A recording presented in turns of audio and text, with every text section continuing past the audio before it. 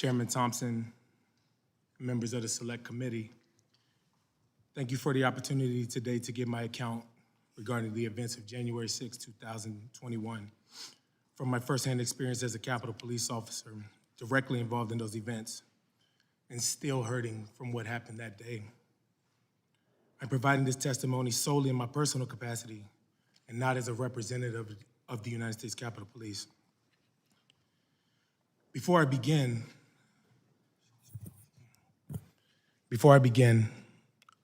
I'd like to take a moment of my time to ask for a moment of silence for my fallen colleague, Officer Brian Sicknick, who died from injuries he sustained in the line of duty defending the capital of our beloved democracy.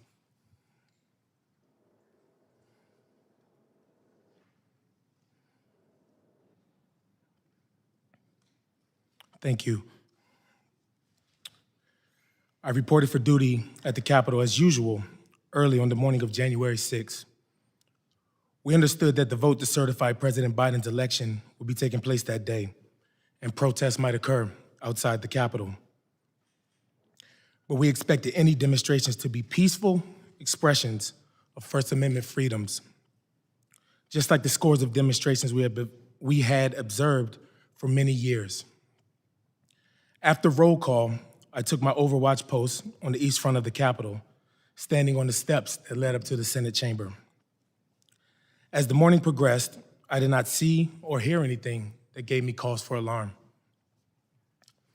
But around 10:56 a.m., I received a text message from a friend forwarding a screenshot of what appeared to be the potential plan of action, very different from a peaceful demonstration. The screenshot bore the caption, January 6, Rally Point, Lincoln Park, and said the objective was the Capitol. It said, amongst other things, that Trump has given us marching orders and to keep your guns hidden. It urged people to bring your trauma kits and gas masks, to link up early in the day in 6 to 12-man teams. It indicated there would be time to arm up. Seeing that message caused me concern. To be sure, looking back now, it seemed to foreshadow what happened later. At the time, though, we had not received any threat warnings from our chain of command. I had no independent reason to believe that violence was headed our way. As the morning progressed and the crowd of protesters began to swell on the east side of the Capitol, many displaying Trump flags, the crowd was chanting slogans like, "Stop the steal," and "We want Trump." But the demonstration was still being conducted in a peaceful manner. Early that afternoon, Capitol Police Dispatch advised all units over the radio that we had an active 10-100 at the Republican National Committee nearby. 10-100 is police code for a suspicious package such as a potential bomb. That radio dispatch got my attention, and I started to get more nervous and worried, especially because the crowds on the east front of the Capitol were continuing to grow. Around the same time, I started receiving reports on the radio about large crowd movements around the Capitol, coming from the direction of the ellipse to both the west and east fronts of the Capitol. Then I heard urgent radio calls for additional officers to respond to the west side, and an exclamation, a desperate voice, that demonstrators on the west side had breached the fence. Now it was obvious that there was a direct threat to the Capitol. I quickly put on a steel chest plate, which weighs approximately 20 pounds, and carrying my M4 rifle, sprinted around the north side of the Capitol to the West Terrace and the railing of the inaugural stage, where I had a broad view of what was going on. I was stunned by what I saw. In what seemed like a sea of people, Capitol police officers and Metropolitan Police officers, MPD, were engaged in desperate hand-to-hand fighting with rioters across the West Lawn. Until then, I had never seen anyone physically assault Capitol Police or MPD, let alone witness mass assaults being perpetrated on law enforcement officers.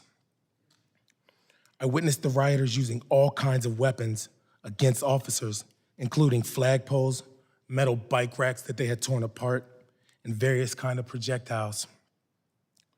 Officers were being bloodied in the fighting.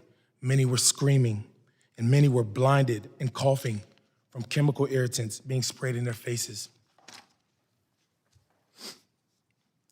I gave decontamination aid to as many officers as I could, flushing their eyes with water to dilute the chemical irritants.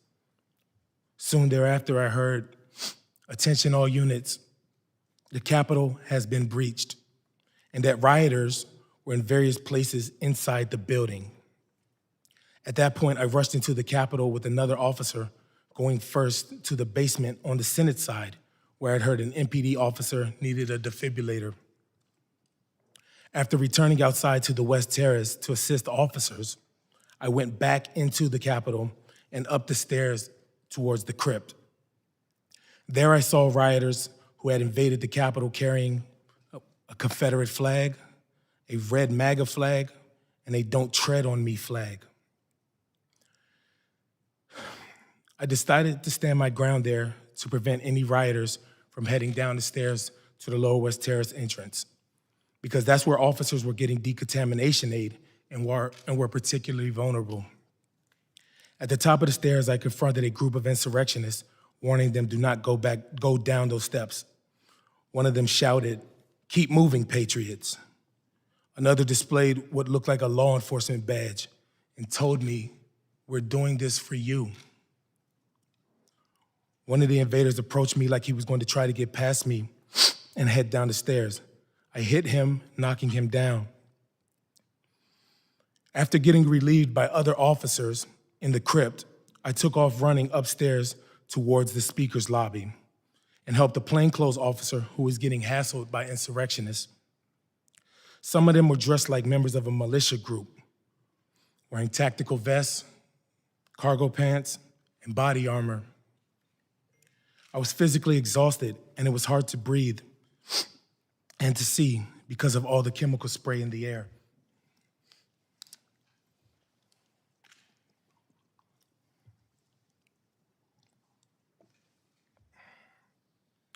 More and more insurrectionists were pouring into the area by the speaker's lobby near the rotunda, and some wearing MAGA hats and shirts that said Trump 2020. I told them to just leave the Capitol, and in response they yelled, "No, man, this is our house. President Trump invited us here. We're here to stop the steal. Joe Biden is not the president. Nobody voted for Joe Biden." I'm a law enforcement officer, and I do my best to keep politics out of my job. But in this circumstance, I responded, "Well, I voted for Joe Biden. Does my vote not count? Am I nobody?" That prompted a torrent of racial epithets. One woman in a pink MAGA shirt yelled, "You hear that, guys? This nigger voted for Joe Biden." Then the crowd, perhaps around 20 people, joined in screaming, "Boo, fucking nigger." No one had ever called me a nigger while wearing the uniform of a Capitol Police officer. In the days following the attempted insurrection, other Black officers shared with me their own stories of racial abuse on January 6th. One officer told me he had never, and in his entire 40 years of life, been called a nigger to his face, and that streak ended on January 6th. Yet another Black officer later told me he had been confronted by insurrectionists in the Capitol who told him, "Put your gun down and we'll show you what kind of nigger you really are." To be candid, the rest of the afternoon is a blur. But I know I went throughout the Capitol to assist officers who needed aid and help expel more insurrectionists. In the crypt, I encountered Sergeant Gunnell, who was giving assistance to an unconscious woman who had been in a crowd of rioters on the west side of the Capitol. I helped to carry her to the area of the House Majority Leader's office, where she was administered CPR. As the afternoon wore on, I was completely drained, both physically and emotionally, and in shock and in total disbelief over what had happened. Once the building was cleared, I went to the rotunda to recover with other officers and share our experiences from what happened that afternoon. Representative Rodney Davis was there offering support to officers, and when he and I saw each other, he came over and he gave me a big hug. I sat down on a bench in the rotunda with a friend of mine who was also a Black Capitol Police officer and told him about the racial slurs I endured. I became very emotional and began yelling, "How the blank could something like this happen? Is this America?" I began sobbing. Officers came over to console me.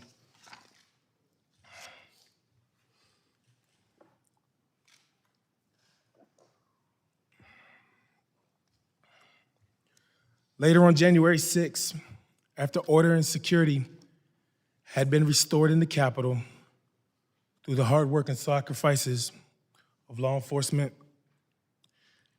members took the floor of the House to speak out about what had happened that day. Among them was House Minority Leader Kevin McCarthy, who, along with my fellow officers, I had protected that day and will protect today and tomorrow. I had protected that day and will protect today and tomorrow. And the Minority Leader, to his great credit, said the following to the House: "The violence, destruction, and chaos we saw earlier was unacceptable, undemocratic, and un-American. It was the saddest day I've ever had serving in this institution," end quote. Members of the Select Committee, the Minority Leader was absolutely right. How he described what took place in the Capitol. And for those of us in the Capitol Police who serve and revere this institution and who love the Capitol building, it was the saddest day for us as well. More than 6 months later, January 6th still isn't over for me. I've had to avail myself of multiple counseling sessions from the Capitol Police Employee Assistance Program, and I'm now receiving private counseling therapy for the persistent emotional trauma of that day. I've also participated in many peer support programs with fellow law enforcement officers from around the United States. I know so many other officers continue to hurt, both physically and emotionally. I want to take this moment to speak to my fellow officers about the emotions they are continuing to experience from the events of January 6th. There's absolutely nothing wrong with seeking professional counseling. What we went through that day was traumatic, and if you are hurting, please take advantage of the counseling services that are available to us. I also respectfully ask that this select committee review the available resources, the services available to us, and consider whether they are sufficient enough to meet our needs, especially with respect to the amount of leave that we are allowed. In closing, we can never again allow democracy to be put in peril, as it was on January 6th. I thank the members of the Select Committee for your commitment to determine what led to disaster at the Capitol on January 6th, what actually took place that day, and what steps should be taken to prevent such an attack on our democracy from ever happening again. I also want to thank and acknowledge my brothers and sisters in blue who fought alongside me on January 6th to protect our democracy. Each of you is a hero, and it is my honor to serve with you each and every day. I'd like to thank the American people for all of the support that they have provided these past several months to me and my fellow officers. Lastly, to the rioters, the insurrectionists, and the terrorists of that day, democracy went on that night and still continues to exist today. Democracy is bigger than any one person and any one party. You all tried to disrupt democracy that day, and you all failed. Thank you again for the opportunity to testify, and I would be happy to answer any questions that you may have.